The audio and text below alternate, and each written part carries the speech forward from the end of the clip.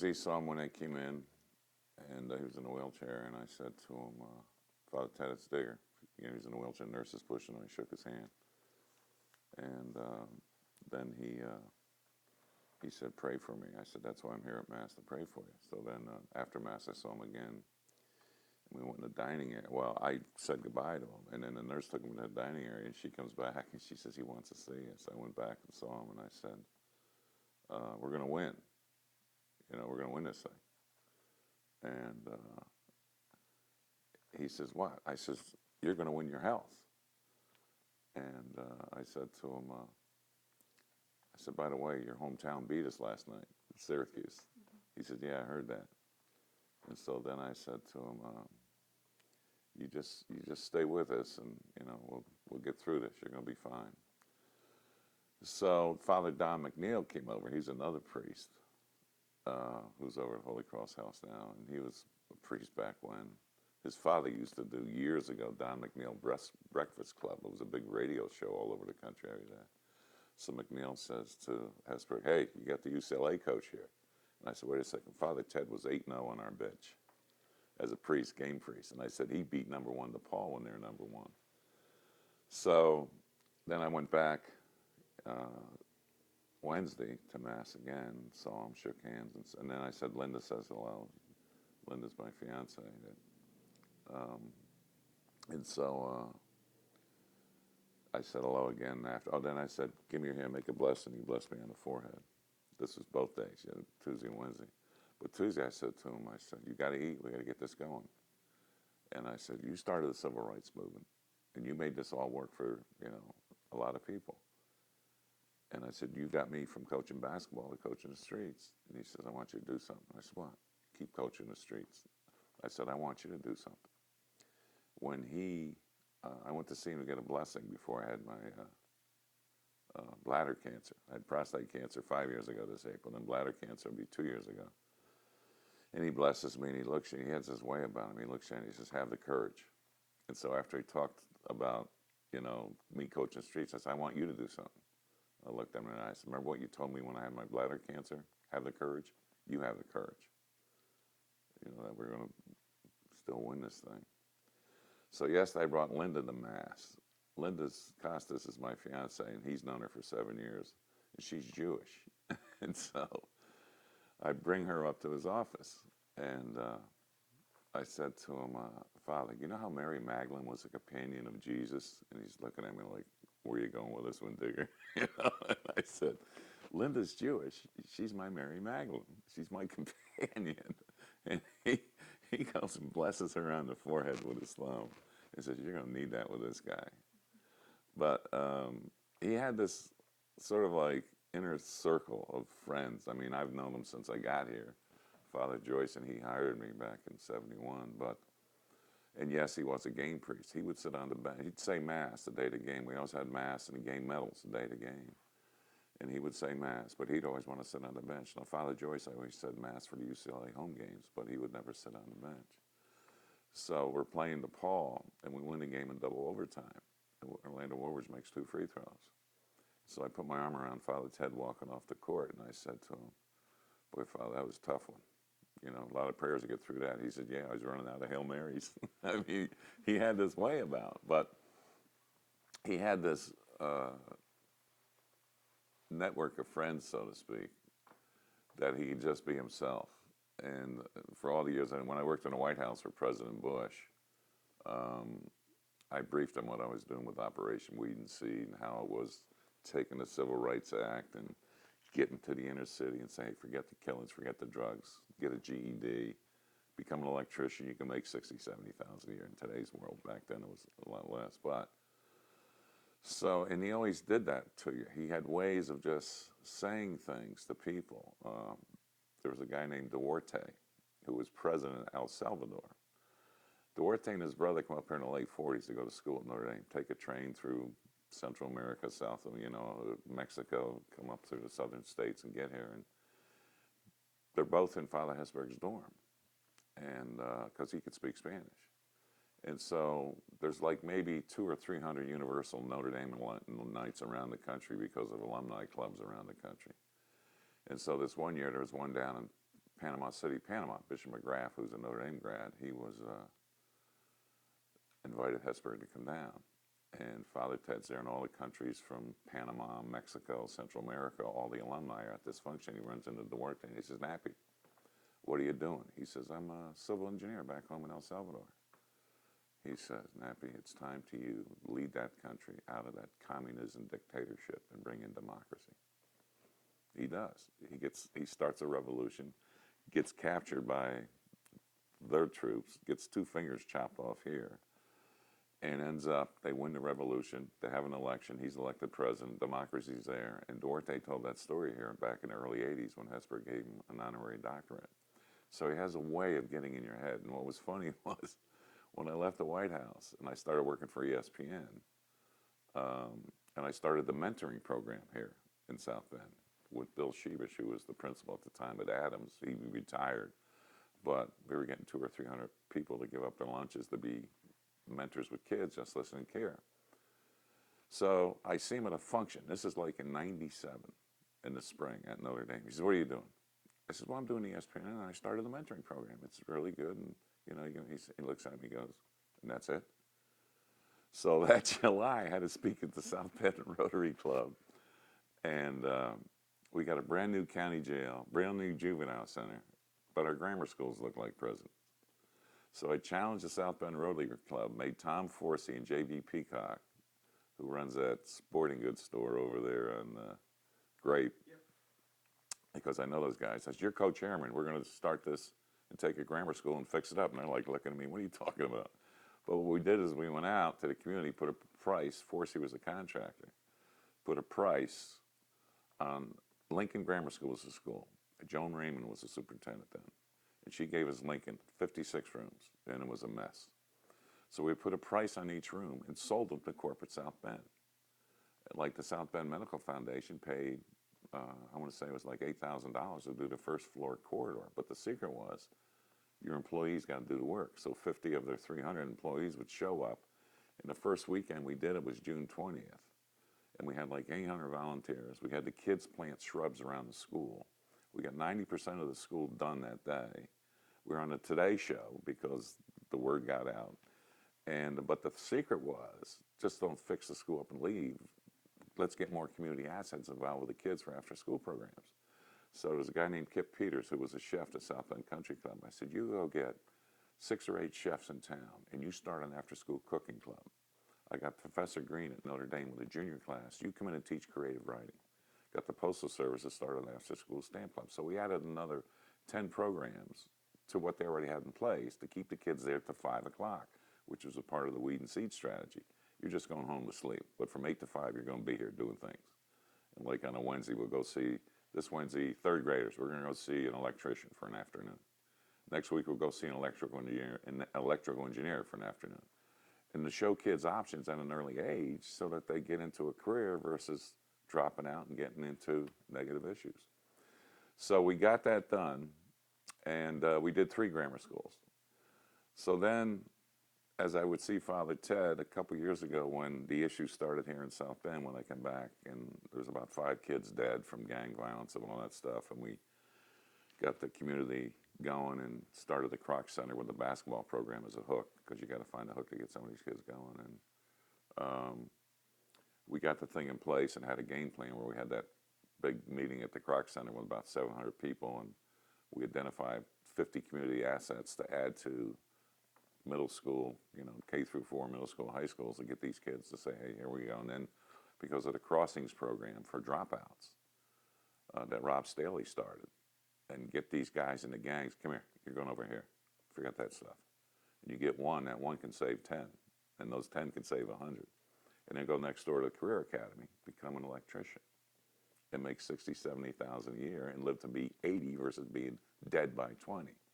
So when I say Father Hesburgh's little private network, there's Father Austin Collins,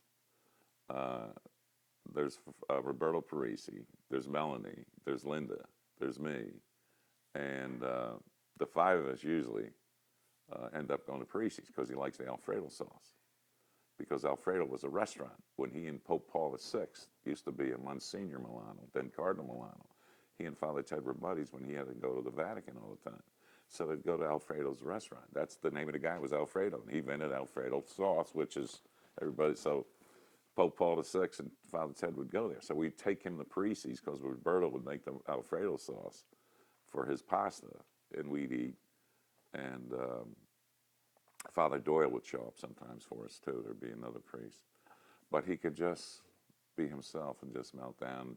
And I'd pick his brain about, the whole thing about the civil rights movement when Eisenhower asked him in '57 to chair it. And there's 3 men from the South, 3 from the North, and they were up the Land O'Lakes fishing. And that night, he finally said, we've got to get this going. And they sat down and came up with 10 ideas, brought him to President Eisenhower. This is back in '57. And Ike gave it to Kennedy. Kennedy was going to use it to run for his second term to get reelected using the Civil Rights Act, but he got assassinated. LBJ inherits it, and LBJ went around to Congress and threatened senators and congressmen, if you don't vote for this, I'll make sure you don't get reelected because you won't get funding.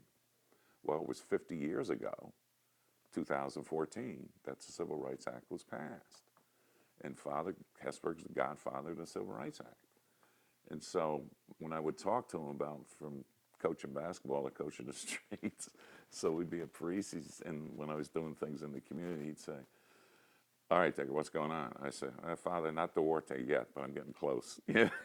Trying to get this whole thing resolved, which was an issue. But I'll say this about Father Hesburgh. I would always pick his brain over at Parisi's or in his office, and I'd bring him Cuban cigars that I had friends get for him. And I'd have to tell him which ones are Cubans and which ones are Dominicans, because Cubans went in the left pocket, the Dominicans went over here, so they wouldn't get them confused. But we could always talk about anything and everything. And when I'd say to him, your brother Jim, who's 20 years younger, very successful businessman, you both grew up in Syracuse, New York. Why'd you become a priest? Born to be a priest. Just like that. Interesting study. His buddy, Pope Paul VI.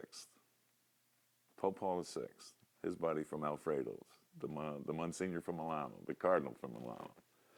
He invites him over to make him a cardinal.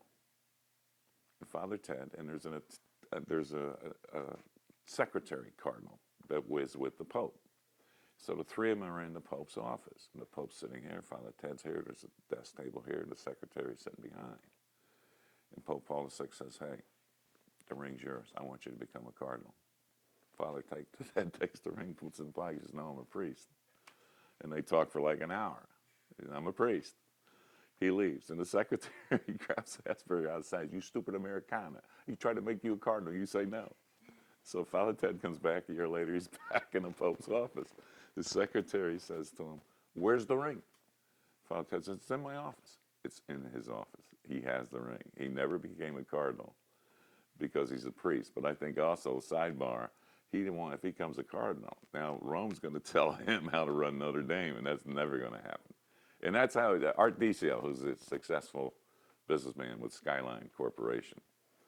Art was not under an grab. When I first got here, he was on the trustees. Maybe back then there was like 12 trustees, and Ed Steppen was the chairman of the trustees. He was, I think, a lawyer from Chicago. So the board of trustees would make a recommendation to Hesburgh, and Father Ted would say, that's a good idea, Ed, but I think we're going to do it this way. Because that's between Hesburgh and Joyce, that's how it was done. But to me, I think he's a living saint. What Mother Teresa was as a nun. We just got to make sure that, hey, if she was a nun, what she did in her life and stayed a nun, and he did what he did in his life, especially with the Civil Rights Act, or people like Duarte, to change countries, to change direction for the have-nots to become haves, to make a difference in the world, to make it better. To me, he's a saint. He should be made a saint. And to know who he is and what he is and how he is. I said, what's the greatest thing you did here at Notre Dame? And he's looking out the window and he's pointing to the lady on the dome. We're 50% co-ed. Because sometimes when that happened, right? I mean, you were... Yeah. That was Oh, yeah, 72. 72. Yeah. A huge change there at Notre Dame. It was. What was amazing about all of it, A lot of the CSC priests were students back in the 70s, like Father Jenkins, like Austin Collins, like doing all these priests I know today. They were all students that became priests. And so at times with all of them, I'll see them saying, I said, you guys realize that's a lady on the dome up there? Can we remember that's a Blessed Mother? Because I can throw them a shot and get away with it. But another sidebar story, when I coached St. Gabriel's High School in 65, 66, I grew up in the Hudson Valley near West Point. So Army Notre Dame for me and Yankee Stadium or the Polo Grounds or, when they played out here. In 65, 66, I'm coaching St. Gabe's High School in Hazelton, Pennsylvania. I write Aaron Parsegan a letter. Tell him I love Notre Dame, the essence of Notre Dame, and what he's doing in football. Someday I want to do in basketball. So 6 years later, at the age of 29, I'm here. And so what happened was I go from St. Gabe's to the University of Pennsylvania as an assistant for 4 years at Penn. Then go to Fordham in New York, take a team that's 10 and 15, same team's back.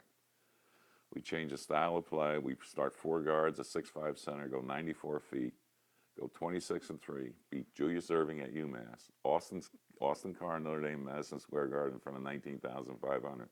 Lose to Marquette and Dean Meminger and Al McGuire to coach in front of 19,500. Lose to Villanova in the Sweet 16, who goes on to lose to UCLA in the championship. We go 26 and 3, end up number 9 in the country. Well, what happened then? All of a sudden, Notre Dame job opens. I get it, and that's when I come out here. And then my first year we're 6 and 20, and then second year we get to the NIT championship. But then the third year is when we beat UCLA. But what was to me the whole thing about what Father Hesburgh was, once I coached for 20 years, and then I left and went to work for President Bush in the White House. And the inner city programs, the weed and seed strategy is very simple. A guy named John Smintanka was a U.S. attorney up in Grand Rapids. He wrote it for President George H.W. Bush. Weed meant go into a neighborhood with as many federal, state, and local agents, take out the bad element because the neighborhood wants the element out of there. Then the bridge from weeding seed was community policing, which meant the neighborhood watch groups. People in the neighborhood started a team of watching their neighborhood in partnership with police out of squad cars on foot patrols and bicycle patrols. That was the bridge to seed. Seed was economic empowerment. Like in big cities, we had businesses come into these neighborhoods, no taxes. Start your business, you got an infrastructure there, start taxes, and no taxes, but give these people a way of life. Now, in New Orleans, as an example, we went to public housing, the U.S. attorney down there, found the 3 best women that can make gumbo. Got those women, got this guy who ran a restaurant. You coach them on how to run a business for catering lunches, because there's so many conventions in New Orleans. Get them working and run their own business. And then they're home by 4 o'clock with their kids. That was another example. Or we kept the schools open like we did. We kept the schools open. We started in Trenton, New Jersey till 9 o'clock at night. Fed them dinner and lunch, but then it came a 5 o'clock cycle, because you keep them there from 8 to 5, and after school programs where they're reinforcing what they learned in school or looking at career options by going out and taking field trips to get them hooked early. And that's what, with Father Ted and talking to him when I came back from the White House and we were done, and about a 4-year, about a 2-hour meeting with him one day and what we're doing and what Weed and Seed was. And it was all about the action of civil rights. So he got me from coaching basketball to coaching the streets all those years. And I'd spend time in New Orleans doing things, trying to get a culinary high school to use that as a hook, or in Memphis at the Soulsville Charter School, where they use music as a hook. And the kids go to school there. They started with 6th graders. That's gone about 9 years ago now. Add a class every year. They get an hour and a half of music. The rest of the day, reading skills, writing skills, English, math, science, history. They go to class 8 to 5, 6 days a week. They walk to class reading a book to catch up on their reading skills. And I talked to them one day down there, and after they talked, they didn't clap. They all do this. And their symbol is this in the school, the snap, because that's what smooth jazz is. So using, music as a hook. And I told those kids, I said, I asked this girl, what are you playing? She says, of viola. And this other girl, what are you playing? I'm playing one of these bass fiddles. And I said, you know, if you take those instruments and you get a music scholarship to DePaul University in Chicago, major in business, someday you can play that viola for the Chicago Symphony, but with your degree in business, you can run the Chicago Symphony. So that's, and Father Ted knew that I was doing all these things around the country, and it was like, okay, here's the Civil Rights Act, but now how do we apply it? And so from coaching basketball to coaching the streets, he was always in my head pushing me to do more, just like he said the other day to me on Wednesday, or Tuesday. He said, do me something. What? Keep coaching the streets, you know. So he, what was so funny,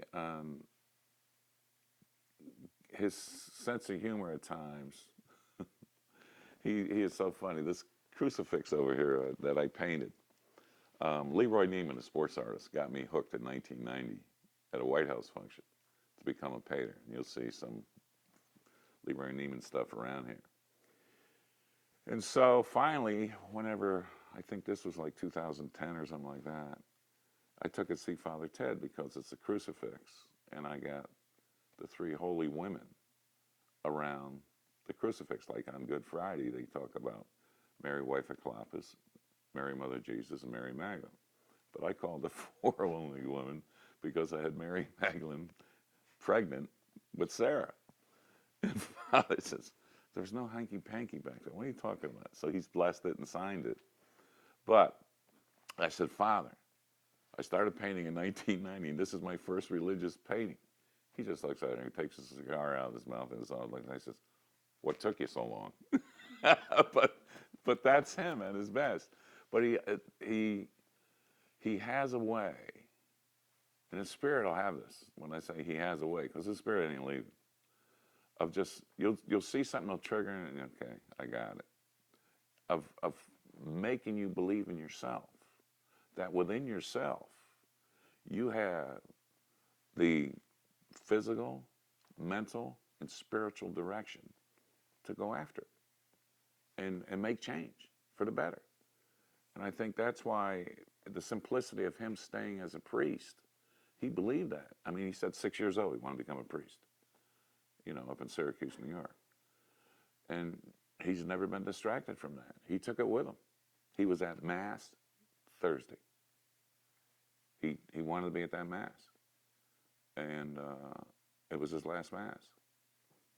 But he was there. And he just, he was, you could talk to him if you re-emphasize what you were saying. You know, this week was tough. We had, Linda and I went to Christmas Mass at the Holy Cross House. We had our Christmas dinner at Parisi's. Melanie's birthday was like December 4th or something like that. And then Roberto and Austin Collins, Father Collins, and Linda May. So we had our Christmas dinner there. And of course I sneak him his Cuban cigars, which that's all he wants.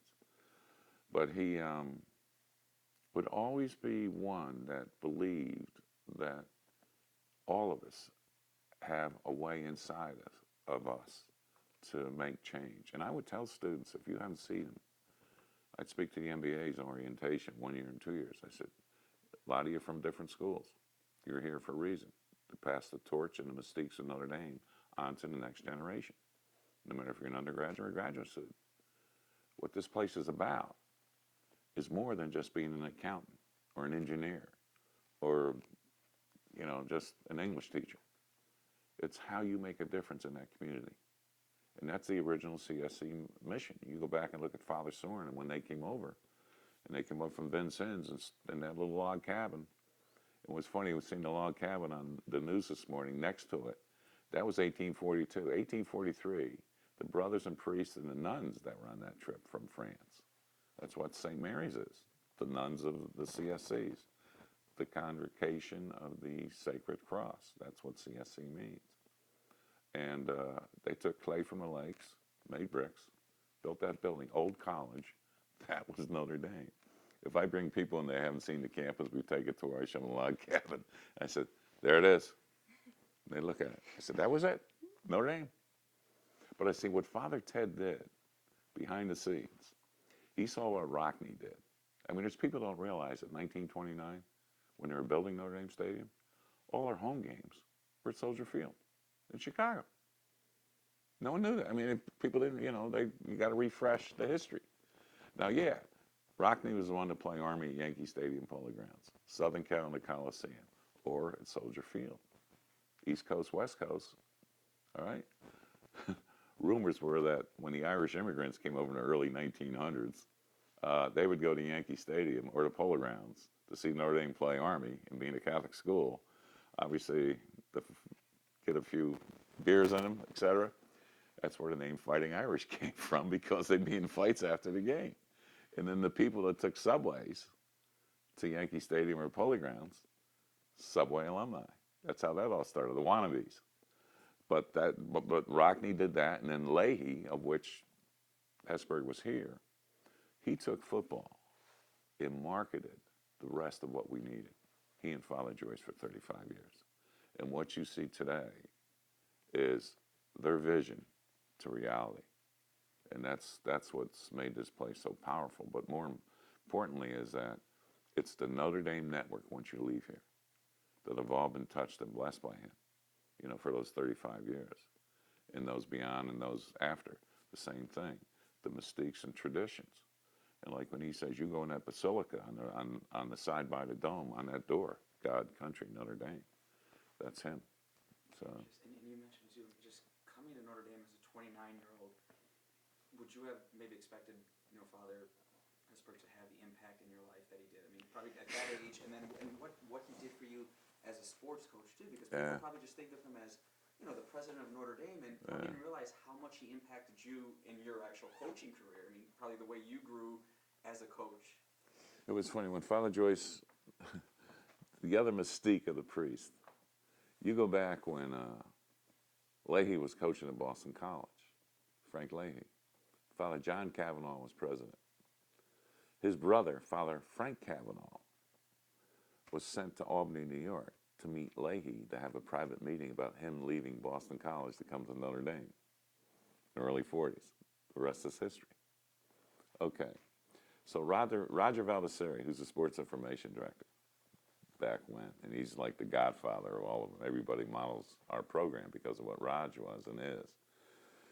And then Jim Gibbons, who worked in university relations and for events and special ceremonies that would go on the campus. Well, Raj got to know me when I got to know Moose, when I was an assistant coach at 68 at the University of Pennsylvania, because I had this vision about coming here. So when we beat Notre Dame in the Garden, we being Fordham, Raj tells Gibbons, you go in. You got to see this guy coach. He comes in, we lose in overtime to Marquette. They both tell Father Joyce he's the one to hire. And Father Joyce tells Father Hesburgh. And then, okay. So now, the day of a blue gold game, I want to say it was like maybe the first weekend in May back in 71.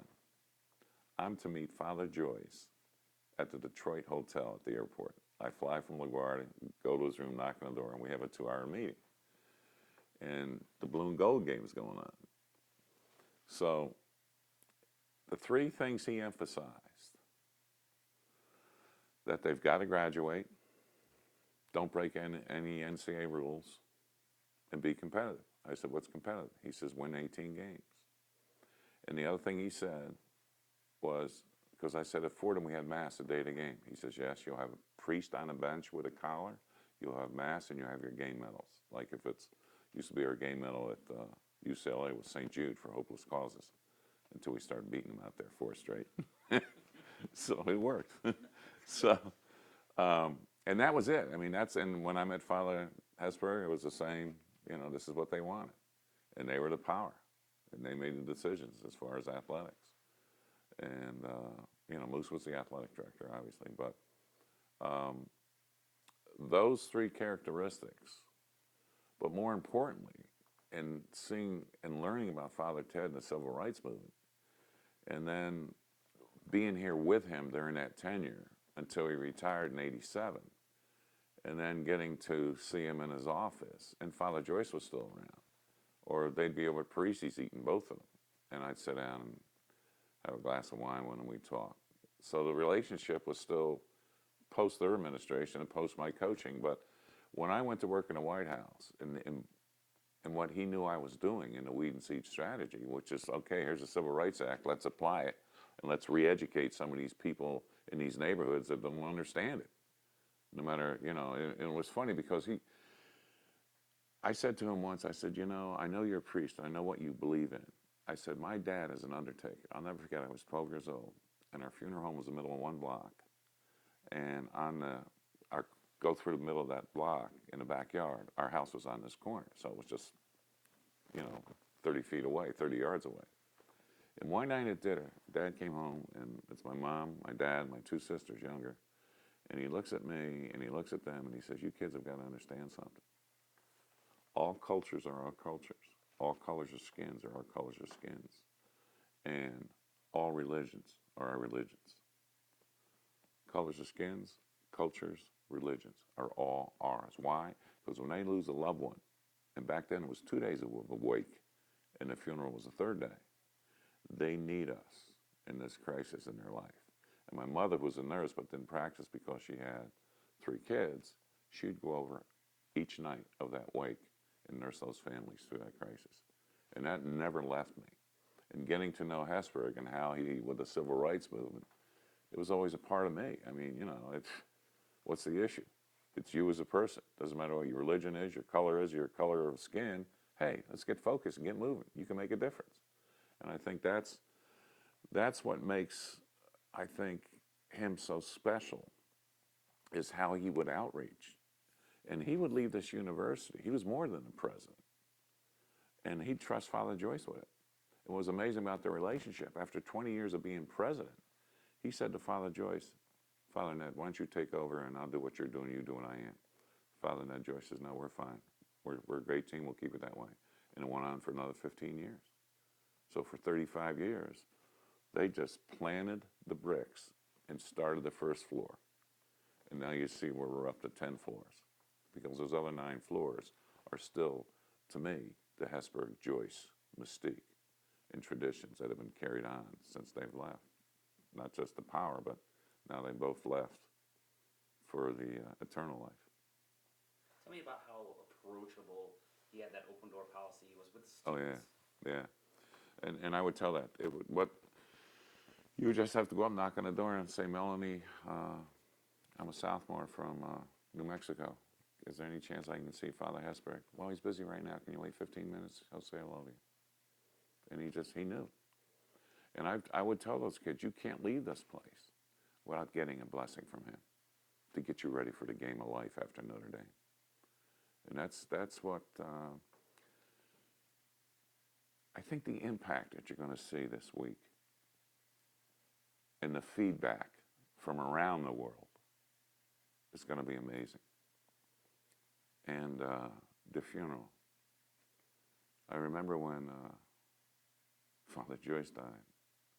And we walked from the church to the cemetery. It's past Columba Hall, up as you're going around to that road to St. Mary's. And you better dress warm because we're walking, you know. And I think once they do that event for everybody over at the Joyce Center, you know, in Purcell, it'll give everybody a chance to see and read and understand and feel what's still there from him. I mean, it's amazing how he just was so dedicated and committed to making this place co-ed, number 1. But number 2, the best Catholic university in the world. And I know Condoleezza Rice will be here. And I said to him, I said, Father Ted, she went to school here and got her master's. She came up from the South. She's a survivor. And I said, Father, we got to convince her to leave Stanford and come back here and run the Hesburgh International Peace Center. You know, I mean, because whatever's going on right now in the world crisis, we can resolve them here. Bring them in. it was funny because back when I first left, I knew Drazen Petrovic from Yugoslavia because I recruited the great basketball player. And I know Divac, who was playing for the Lakers. We went to Yugoslavia in 79, 83, 87. But we'd play their national team here or bring club teams over for 3 weeks of camp when we had our camp in the summertime to be with college players, our players, and their team. And they'd play every night just to learn the American game, so to speak. But when the war broke out in Yugoslavia, I wanted to have, at Hesburgh's Peace Center, have Petrovic and Divac come and bring the Serbs and Croatians together. And let's resolve it. And matter of fact, I called President Bush and I said, look, this is going to explode. This is about a year before it happened.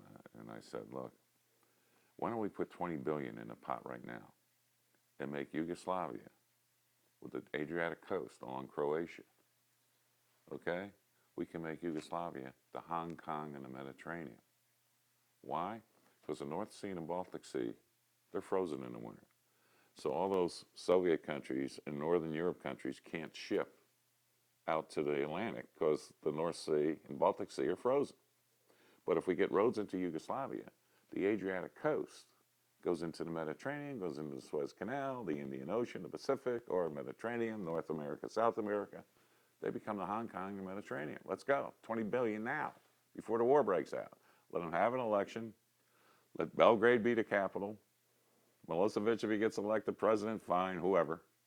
But make it a united Yugoslavia with them becoming an economic power like Hong Kong. Never happened. And what, 2 million people get killed? Then when Secretary Brown under the Clinton administration, he finally goes over there, and I think he's either in Dubrovnik or Split or one of those areas. And you got to know how to land in a plane over there. If you go, the water's here, the mountains are here. If you come south to north, okay, you know the mountains are here, and the Adriatic Sea's over here. If you go north to south, okay, mountains here.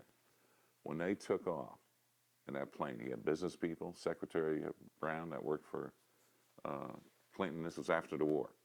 They're going to try now to get an economic empowerment movement with all those assets they have over there. They took off, and the pilot thought he was going to the ocean. He went into the mountain. He went the wrong way, and they all got killed. But this was after. But I wanted to do it before to head it off. But I thought if we did it at the Hesburgh Center, but that's why I'm saying Condoleezza Rice, I think Father Ted would love to see you come back here and run this place because of her contacts being secretary. You know, she was National Security Advisor. She worked for Scowcroft under George H.W. Bush. That's where she first started. And G.W. made her the National Security Advisor, and eventually she became Secretary of State. Or she was Secretary of State, I believe, right? Traveled the world. So she knows all these leaders. But those are the things you see that Notre Dame can still do out there. So I'm still recruiting and coaching, so to speak. But yeah, we will miss him dearly. But nah, his spirit and his life and what he did to a lot of us, take it with you. Keep going.